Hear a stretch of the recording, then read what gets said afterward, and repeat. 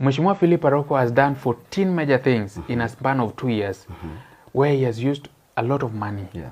And if somebody can sacrifice his own money in the to benefit the constituents, Yes. then what about if he's given public money and the space to mobilize the corporate space, government parastatals, and even agencies to help our people?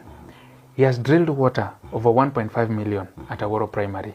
Imagine this is where the area MP ought to have channeled the funds to help these people with water. He didn't do anything about that. Aroko came, drilled water, 1.5 million at Aworo Primary, functional to date. You can consult anyone from South Kasipul ward. He began another water project at Ong'Ondo B, that is around Sikri. There's also another water project he began at Sino Kagola, uko chini. So these are mega projects into millions. He's giving bursary to vulnerable children. He's given almost 2,500 students. You do the maths times 10,000. There are those who get up to 20, depending with the level of vulnerability. Yeah, if you have a dad and a mom who can make some little sacrifices, he gives you 10 or 5 on the lower end. But when you meet a total orphan, he picks them to his foundation. We have Aroko Foundation, and we are paying their school fee in full. Yeah, this is something we do annually. So he has given money to the bus in form of bursary to the constituents, more than 10 million. And this is in a span of 2 years. He has subjected his money to roads. There's a Dol Matieko road from Dol Kodera, West Kasipul ward, bordering Kisii, Dol Matieko road, a very lengthy one. The road was in a bad state, and the people were crying to the area MP. But the area MP would say, "But you don't love me. Why should I help you and you don't love me?" Those sides, that side is not his stronghold. Yeah, Aroko has taken the entire West Kasipul. He's rallying behind Mheshimiwa Philip Aroko. So he began fights with people. In fact, he even intimidated the MCA, Vikins Bondo. MCA was voted on an independent ticket. And he used to be our close associate. But he began to face intimidation from the MP. I'll talk to Mama, because the MP is a close associate to Gladys Wanga, the governor. So, I'll talk to Mama, there will be little development in your ward and all these other stories. So the guy chickened out, which is okay, because sustainability is key. So if you have to kneel to be sustained, it's okay. It depends with how people take things. So he went back to their camp. Yeah, he went back to their camp, thinking that it was easy over there. So what if Aroko gets the seat? We will help everyone. And then now he also stops doing this thing he has said, the way Ong'Ondo didn't do the 3 things that he promised you. Will you also chicken out? Let me tell you one thing. No, because there is a possibility. If your own brother did, how sure are you that is your okay? It's okay. I'm not trying to support my boss. I'm speaking from an open angle of perspective. Those who are when you're mesoma na yeye from Omabay High School to when you're meka na yeye over 20 years. I've met his friends who have been with him over 20 years. When Aroko had money and when he didn't have money, they have told me that Aroko is one friend. Inye gimilo ngone chue. Chue, I don't know how to call it. Is it a snail or what? I don't know. Ko muketi endito ko wuogi. Mani Aroko. His friendship with his people is undetachable. In fact, even if you speak bad about me today or about his friend, he will listen and he doesn't pick it. Yeah, because he will always say, I don't want to involve myself in your disagreement. Today utamwambia kuna mtu alimtusi, akamwambia hautachukua hiyo kiti. Kesho yake ameenda kujengewa. And the woman was even, she was shedding tears, being, I'm sorry, I didn't want. It's a different breed of. When you abuse him, he surprises you with goodies. So you, in fact, you will be the defender number 1 of Aroko. Yeah, because people always say that for you to get goodies, criticize Aroko. You will find him at your doorstep. Tunaanza leo. Sisi tunaanza leo. But again, the constituents have decided unanimously. It's a unanimous decision that they really want change. So what if he changes? He can never change. No, not that he can never. I'm very sure even 2022 you are telling somebody Ong'Ondo cannot change. I didn't say that. No, I'm sure maybe. There's no records. You can't be sure. Yeah, that so is. So what if? Yeah. Okay. Are you going to chicken out or how are you going to handle it? My concern is not chickening out or anything. My concern is if he will serve the constituents, even if I don't benefit as Bill, I'm okay.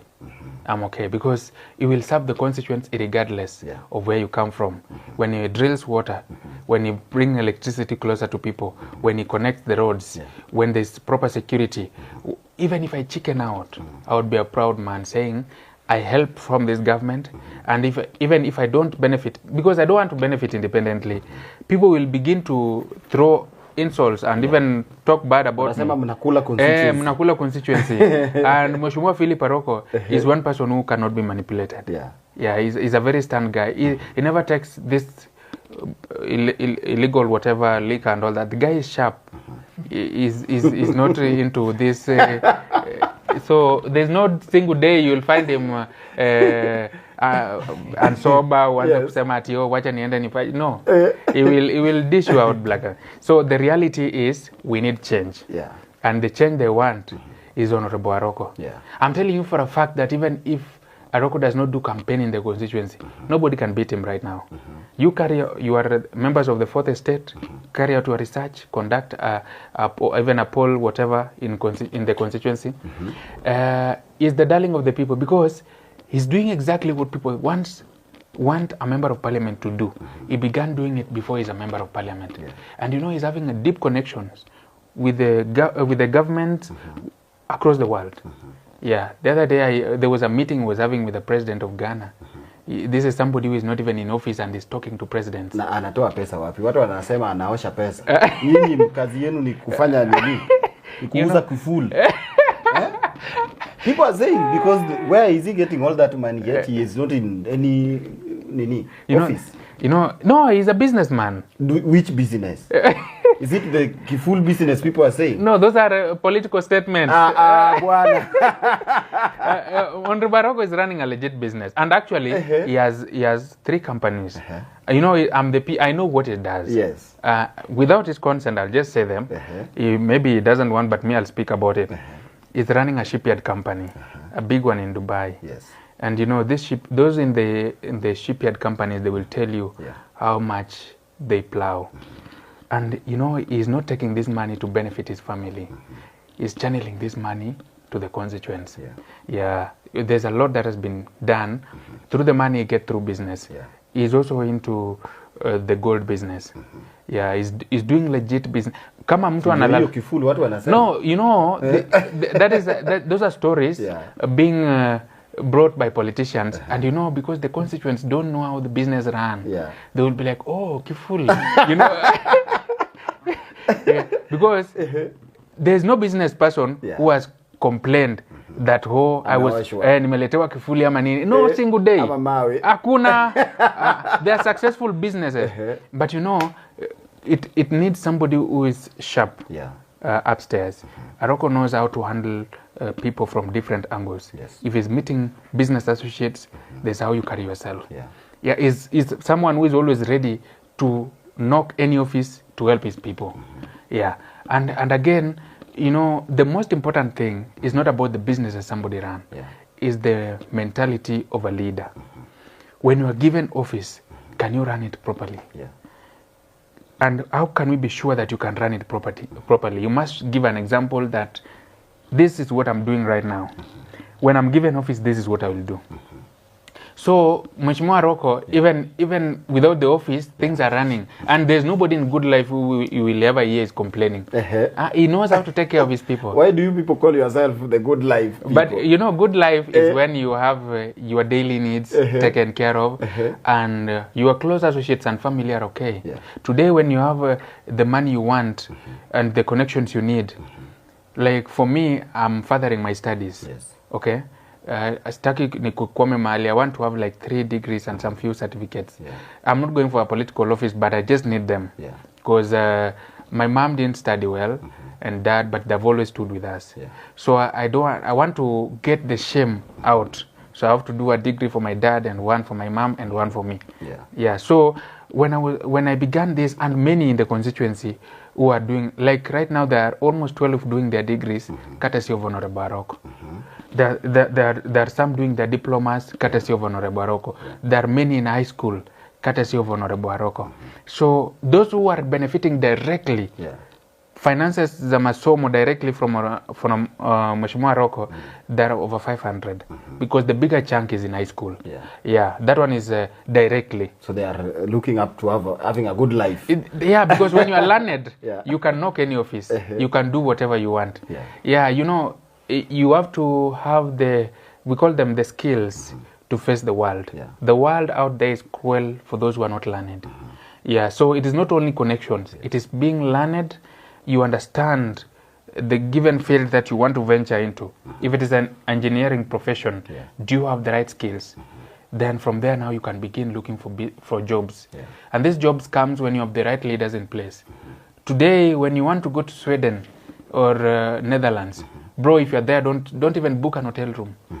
Just say, good life is here. No. Are you sure? I'm telling you, man. Tunaenda. We are going. I'm telling you. And ODM wamesema, the ODM chairman in Kasipul is called Mr. Ndege. Yes. Has said that the seat, ile nafasi Ong'Ondo ameacha, the seat that Ong'Ondo left, must be given to either one of his wives or his son. Amalize mpaka 2027.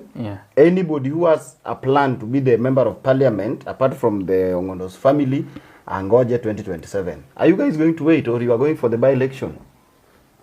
Somebody once said that when you press the palmo and brewer, down it waters the wine. One thing I'm certain about is that Kasipul is not like any other constituency in the county. Those people are very sharp. You can't lie to them. That is why Honorable Were was having a tough time sustaining campaigns and doing development at the same time, because Mheshimiwa Aroko came with a civilized way of doing politics. You enlighten the people. Civic education, that this is expected of a member of parliament, this is not expected of a member of parliament. This is the duty of MCA, this is the duty of a governor. So when people are enlightened, you can't lie to them. Tell me, if you want to give this, you know, they say mtoto wa nyoka ni nyoka. There's bad legacy left by Charles Ong'Ondo Were. There's maiming. There's a lot. People have died. Some don't have maskio, mapua because of this one man. So it's true. It's true. It's true. Somebody can challenge us in the court of law. Everything is, and luckily enough, many of those who have injuries are alive. And their OBs have been booked. So if you give this to the family, these people can even revenge for the loss of their dad. In fact, they can be more brutal than their dad. It's a mistake the Kasipul constituents can do. Ana wakiwanyima ticket nyinyi alafu wapatie hao, you know, the background there, the backyard there is an ODM zone, and even the party leader can decide to go and campaign specifically to the person given the ticket. You know, so ticket ikipeanwa kwa mtoto wake ama kwa mabibi zake, and then you guys are denied ticket, how are you going to face it? Article 1 of the Constitution, power vests in the people.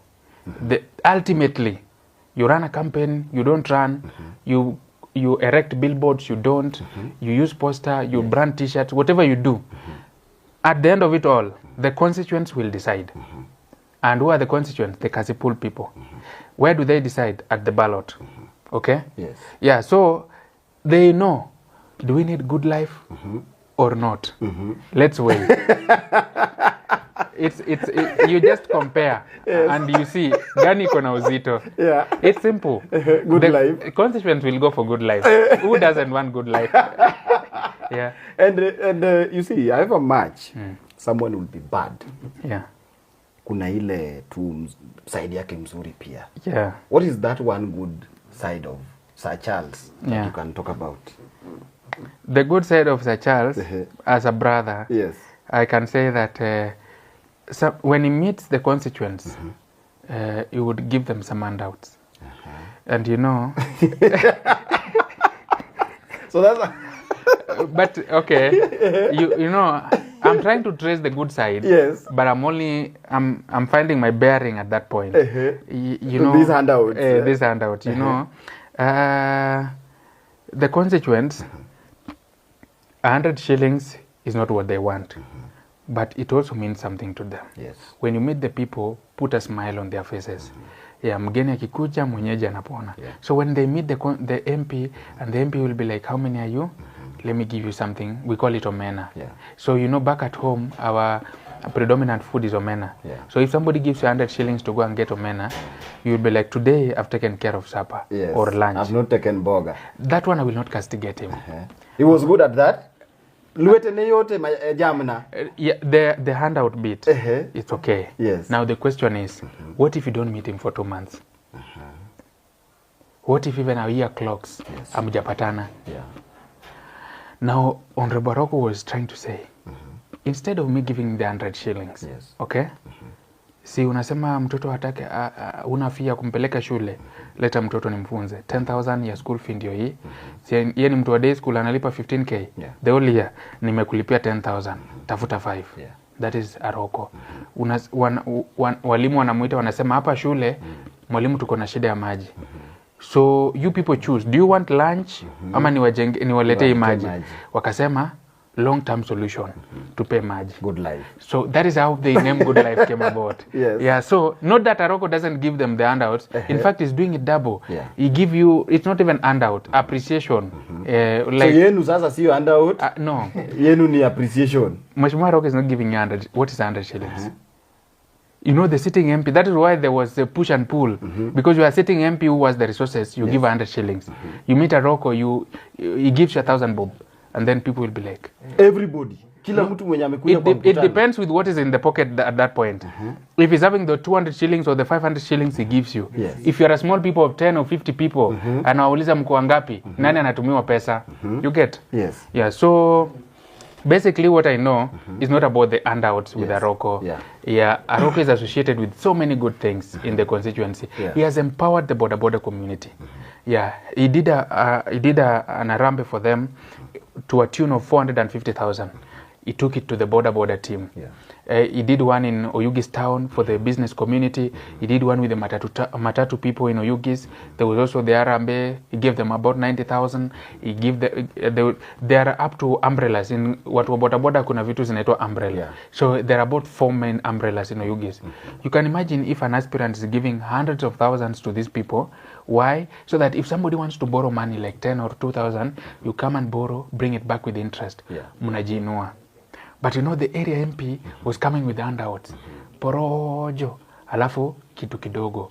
So, for Mheshimiwa Were was to sustain these people.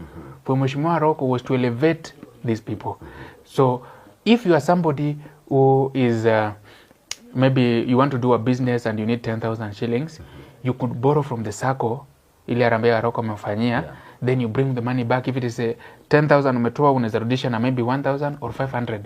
Ukirudisha hiyo, mtu mwingine akuja boro, ile pesa inajizalisha.